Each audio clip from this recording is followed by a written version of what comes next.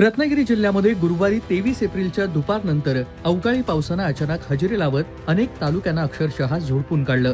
चिपळूण आणि खेड येथे मुसळधार पावसामुळे जनजीवन काही वेळासाठी विस्कळीत झालं होतं, तर मंडणगड येथे गारांचा वर्षाव झाल्यानं परिस्थिती अधिक गंभीर बनली.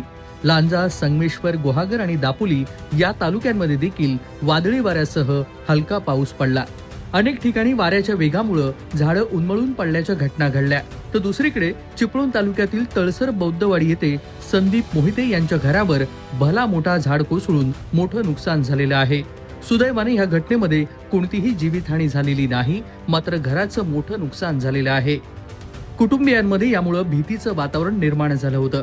या अवकाळी पावसामुळे शेती आणि फळबागांना देखील मोठा फटका बसण्याची शक्यता व्यक्त केली जाते. प्रशासनानं नागरिकांना सतर्क राहण्याचं आवाहन केलंय. कोकण कट्टा न्यूज, चिपळूण, रत्नागिरी. कोकणातील प्रत्येक घडामोडींचे लाईव्ह अपडेट पाहण्यासाठी आताच कोकण कट्टा न्यूजच्या सर्व सोशल मीडियाच्या प्लॅटफॉर्मला लाईक, फॉलो आणि सबस्क्राईब करा.